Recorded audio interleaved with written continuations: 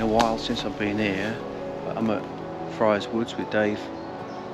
It's probably been 2.5 years before COVID, I think. We've just arrived. Here he is. Take down his tree. Just take down his tree. So we've just come in the cars, and this is what we found. So we're going to take this tree down. Let's do this. Let's do this.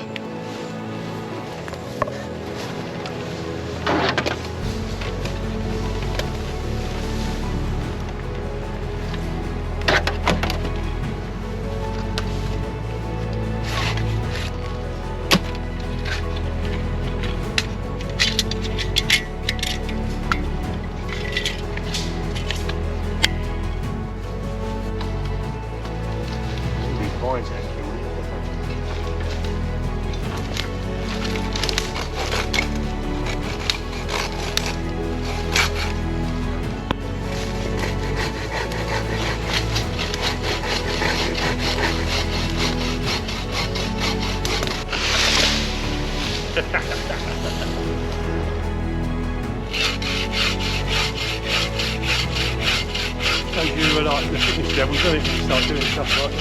Yeah. Takes it out of you.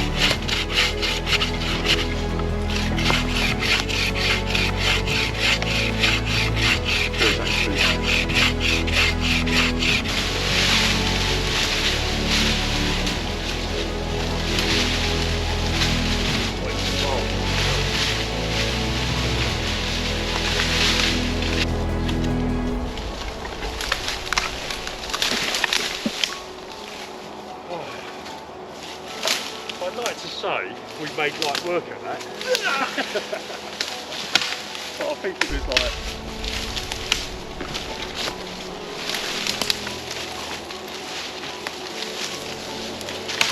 I don't think it was the technique, I think it was just the physical awkward, wasn't it? Without a chainsaw, it just does. That's all done now. We're contemplating on getting hot and sweaty so early, but let's get down there.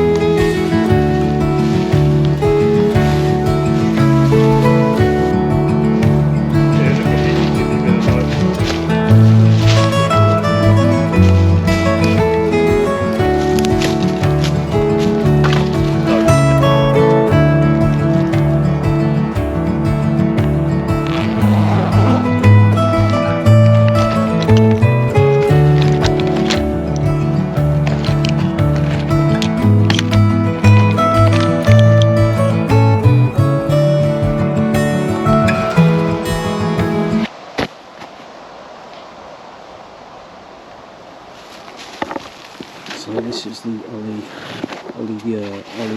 roller mat, bed mat, I don't know what you call it. Inside this I've got my thermarest and a little, I don't know, 1/2 inch foam mattress, you know, the old school ones. But it's already in there.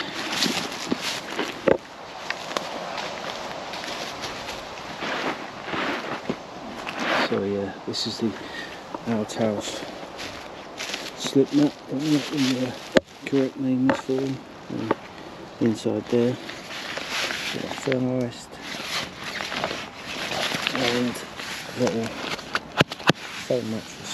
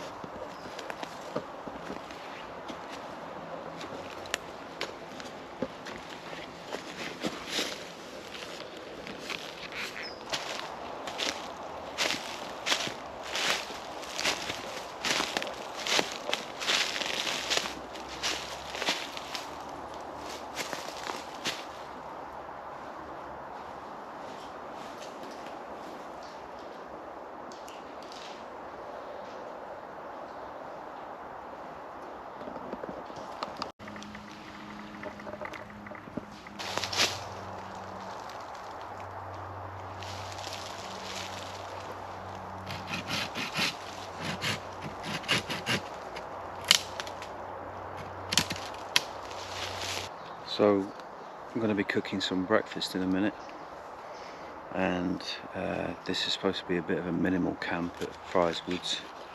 Camped up in a new location at the top.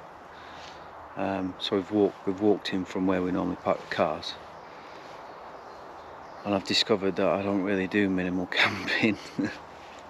So yesterday when we came, I've done about 3 or 4 trips. I was supposed to be just doing 1 trip, but there you go. So I haven't bought my TJM Metalworks kit, so I'm going to make a pot stand. So I've just seen a little bit of hazel. So I've got a Y stick, 2 Y sticks, and then this is going to be the pot hanger. So let's get it made.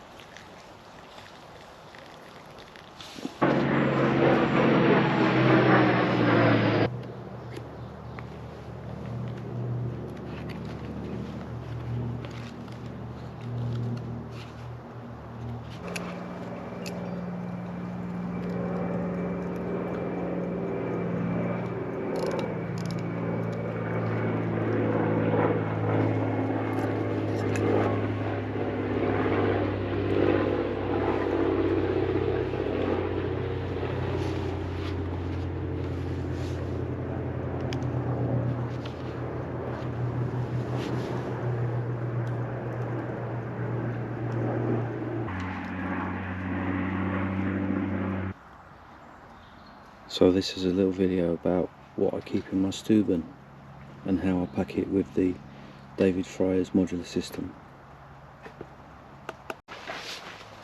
So first off, in the front top pouch, keep one of Dave's roll mats.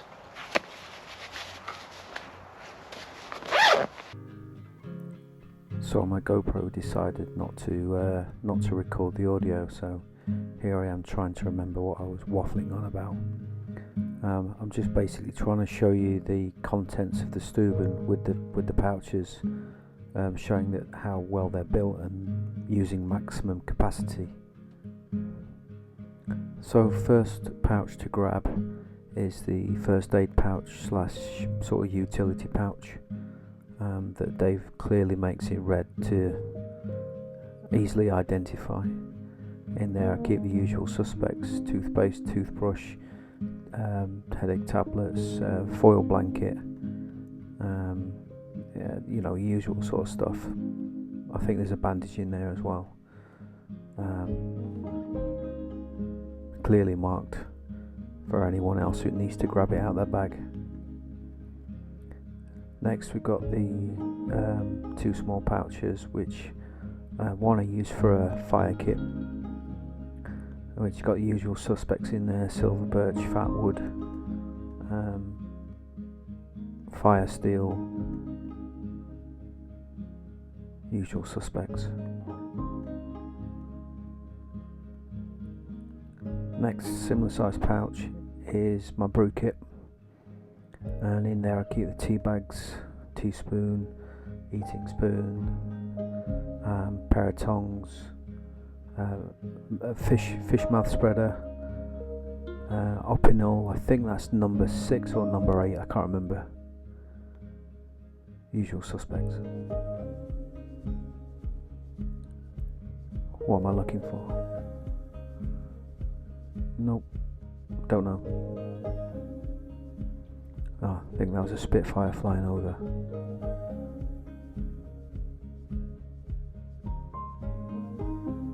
Next up is the food pouch. You can hold so much in this thing. It's like a TARDIS. Velcro and buckle fastening, and they're perfectly designed for a ration pack to sit flat. So you could probably, I mean, I don't know if Dave's done an experiment or anything, but I think you could probably carry about 20 of them in that bag, no problem. But I just carry, you know, emergency rice, pasta, ration pack, that sort of thing. Ideal for days out or weekends. It rolls up nice and tight too.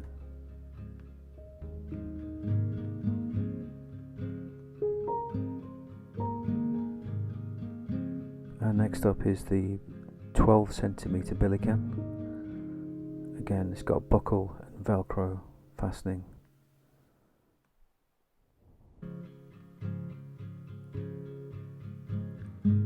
Inside my billy I carry washing up liquid and cooking oil inside that little pouch, with a little sponge too. And then I'm just carrying 2 little bread oven trays, and that's the billy can oven tray that I've just released on my Etsy shop.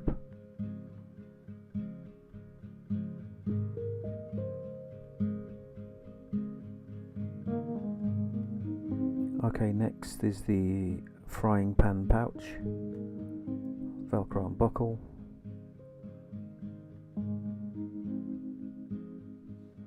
I think this is the 20cm, 200mm Swedish frying pan, and I keep the titanium plate in there as well.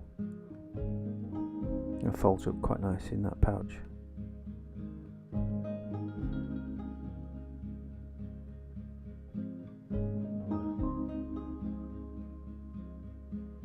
All Dave's pouches are perfectly designed to fit around each other. Next up is the 2 long box pouches, which I use for Possible's pouch. One is kind of hardware, what have we got in there? Spoon carving tools, leather strop, paracord, bank line, usual stuff.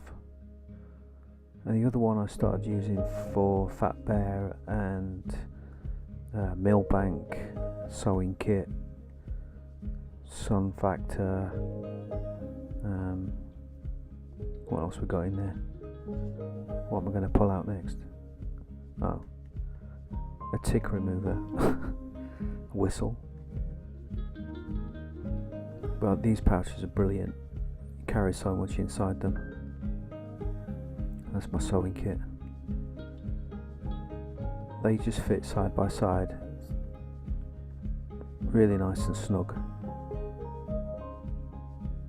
Next is a large box pouch, which I use for clothing, if I can get it open.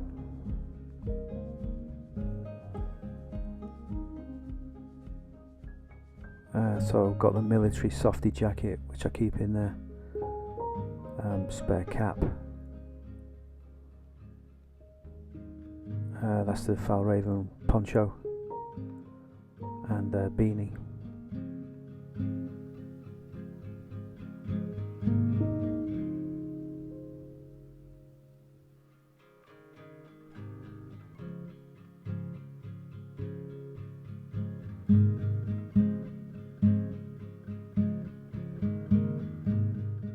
I have no idea what I'm saying, but I'm assuming I'm saying let's try and get it all in the bag. Yep.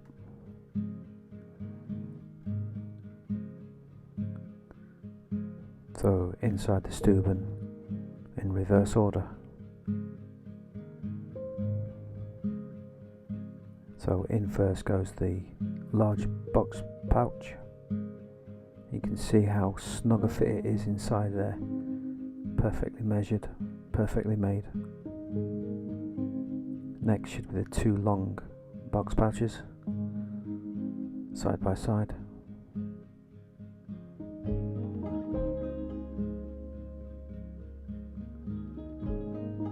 No air gaps.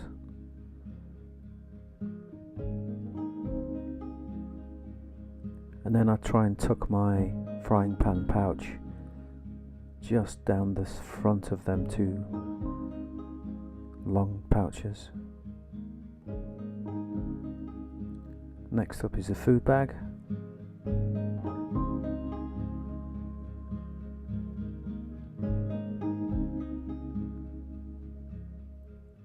And the two small pouches. They're sort of triangulated, these pouches, so you can kind of fit them on top of each other, but it's hard to explain, but top to toe, if that makes sense. First aid pouch and a billy can, and there is a little bit more room where I chuck my DD Superlight in. It's nice to do a bit of hanging in the hot weather.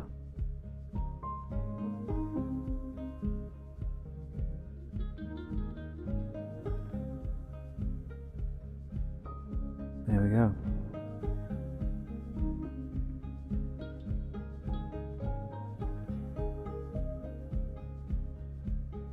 Now looking at the side pouches, keep my Trangier burner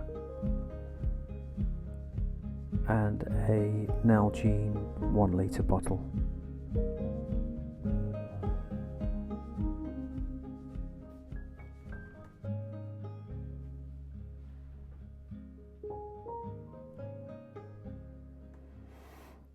Cookser, and that's the Granfus Brooks. I think it's called a small hatchet. I can't remember which one it is. Next one down from the small forest axe. I kind of prefer it to the small forest axe, to be honest.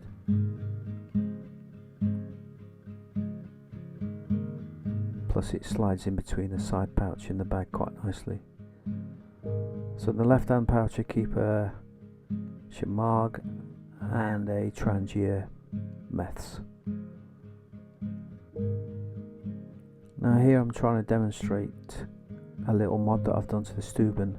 I bought these little toggles off eBay for a couple of quid. Put a bit of paracord through it, front and back. Because I think the only negative thing I can say about the Stubbern is that it's got no... You can't carry anything on the lid or underneath like you can with most Bergens. Yeah, so this is how I carried my tarping using this system. So I've been busy designing again, and this time I've designed a little oven tray for the billy cans. This one's a 14 stainless steel. Stick it in the billy can. I've got these little antique bread loaves. These were actually my great grandma's, I think, or something like that. So 2 of them side by side, stick them on the fire and make some bread, or at least attempt to.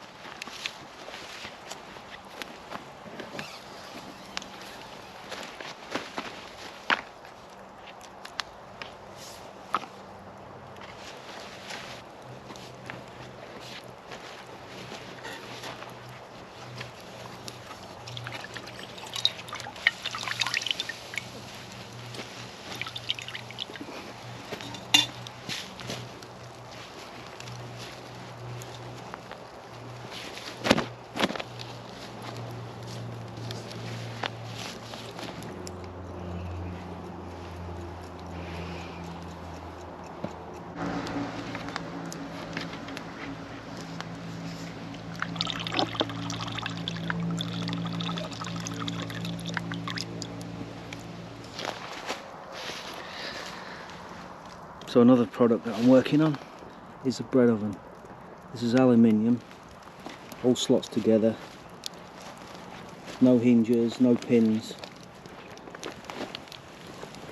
and you can either have it floor mounted or on 2 Y sticks, which I've got here because we've obviously got a fire pit looking after the land. So I'm just going to try an experiment to see if I can boil an egg.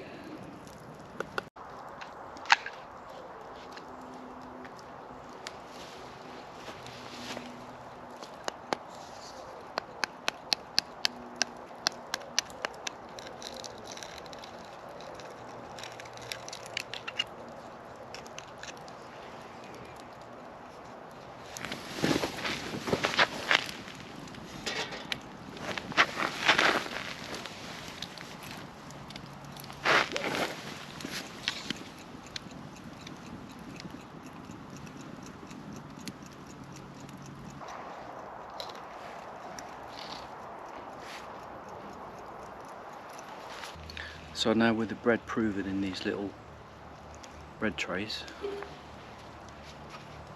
use a billy can oven, stick them in there, one side by side, and we're going to try that on the firebox stove and time it.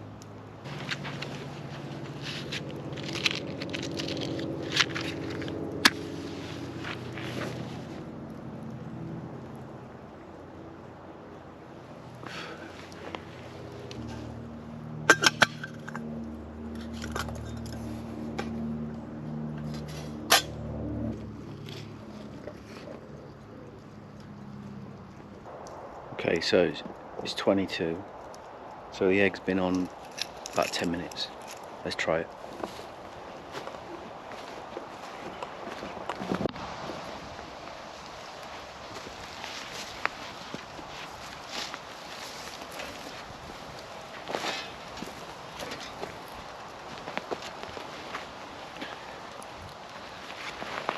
Certainly smells it.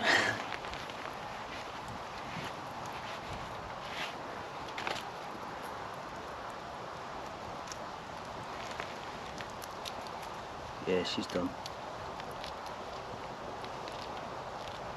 It's a bit hot at the minute, but Should be red hot, isn't it? yeah, I mean you can just, okay, it's not pretty, but you can see that the oak inside is cooked. So do you want to let it cool down? Then we'll Yeah, let it crack cool open? down and peel it. Yeah, yeah. Right. Don't look very pretty, but it's cooked. Probably a little bit overcooked if I'm honest, but success.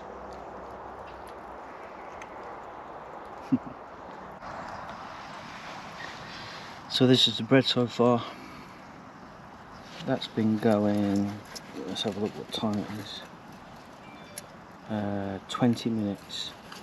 And I mean it's a pretty hot day out here today, so the mess has run out. So I'd say that needs a little bit more. I mean, might be done, don't know, but probably just gonna go about 5 minutes more, maybe with a simmering on.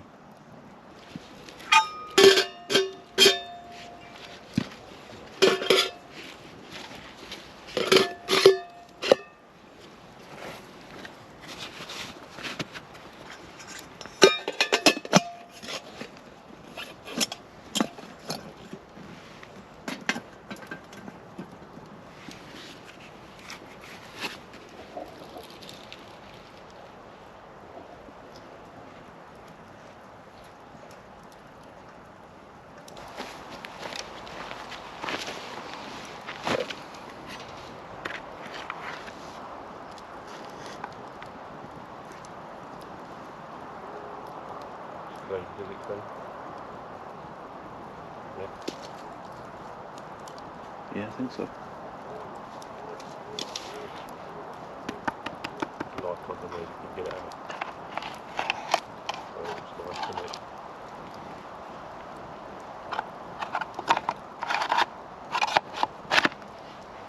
To be honest with you, I don't think it's going to rise that well because if you let it prove long enough, I don't think.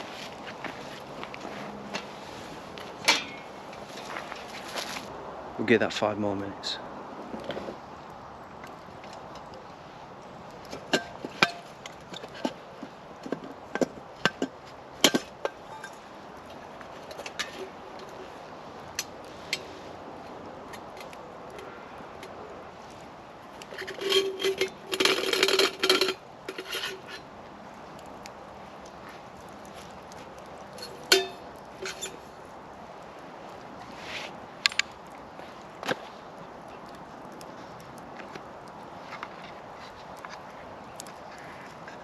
Little baby loaves.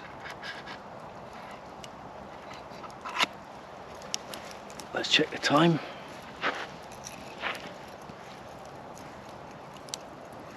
(5:15), so they've been in since 4:30. About 20 minutes on full, and then the rest on a simmering. So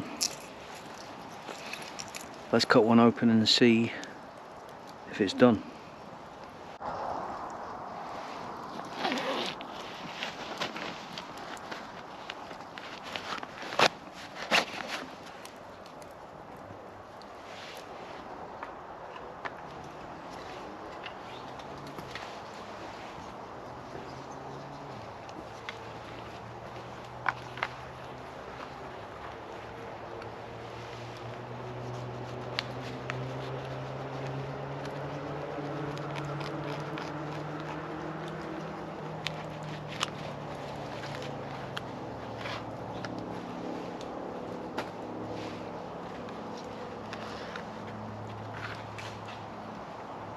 Well, I'd call that a success, really.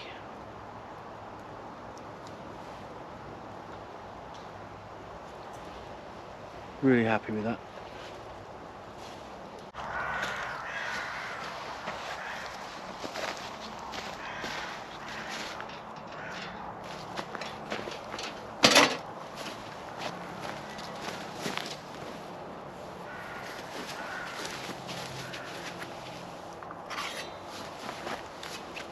So this one's the reflector oven bread test, which has been on for an hour and been on for 50 minutes. So let's see if this is cooked.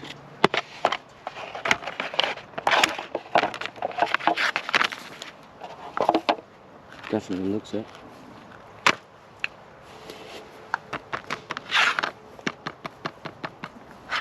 Yep.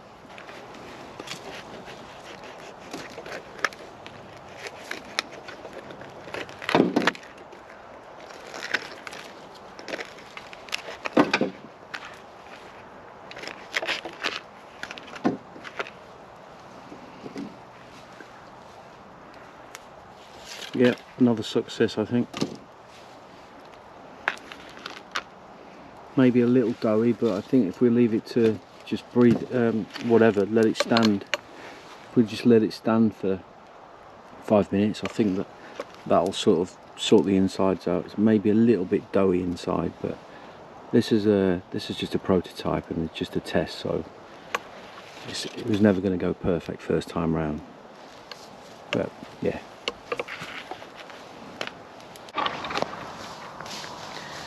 So next test, Dave's got a bit of rump steak on the reflector oven, just sat on the throwdown grill from TJM, and we're going to see if that works now.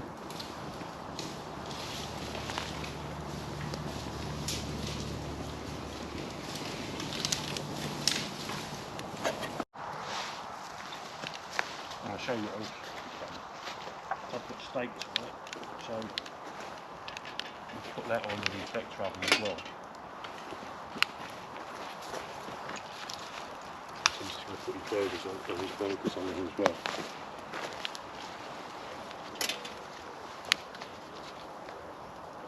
That's it.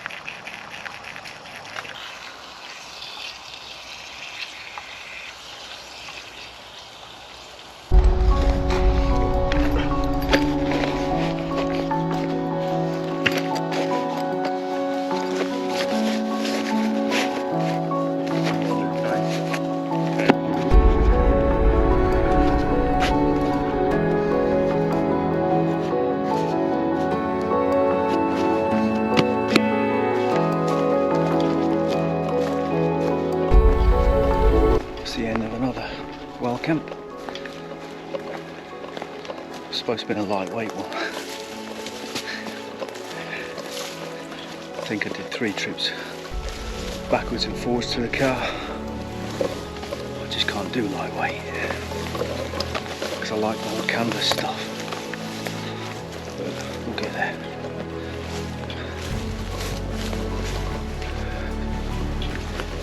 Thanks for watching.